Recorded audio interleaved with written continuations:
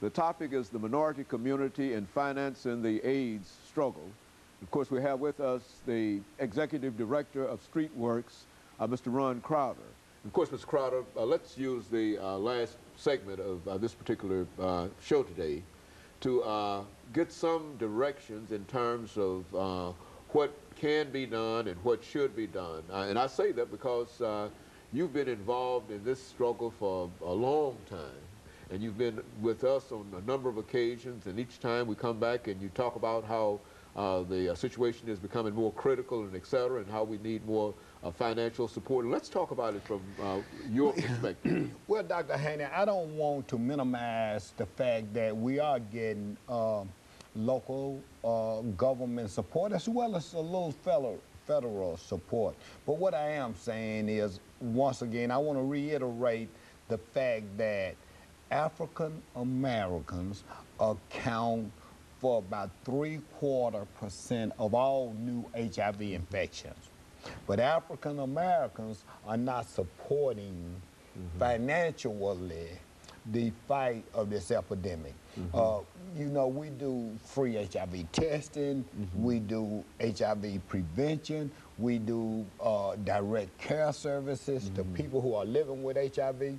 We provide emergency financial assistance to those people who are too sick to work. We pay their rent, we pay their utility bills.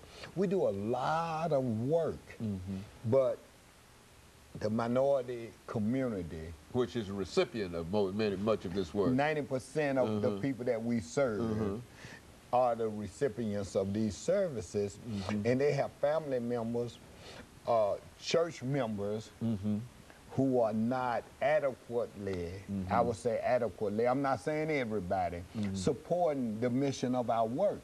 And they can do that by making donations to Streetworks, who are located at, you can make the check out to Streetworks. We're part of United Way. If they give to United Way on their job, they can designate their money to Streetworks. There's a number of ways. I want to give my telephone number out where people can call and find out how to make those donations if they want to do that.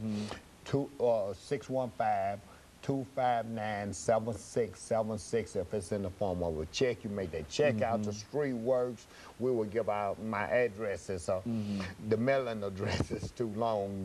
It's Chickamauga Avenue, and that's a long way to spell it. So you can call the office, and we will tell you how to do that. We are in the process now of updating our website where they can make those donations online.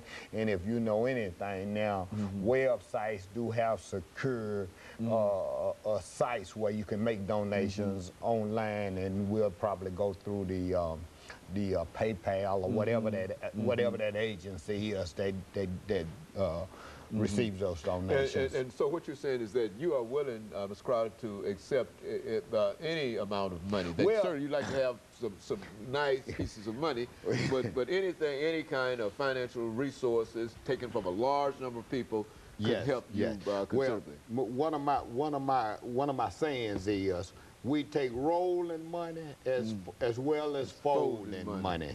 But Dr. Haney, as you know, there are some very large African-American churches in this city. I won't go as far as to name them, but they know who they are.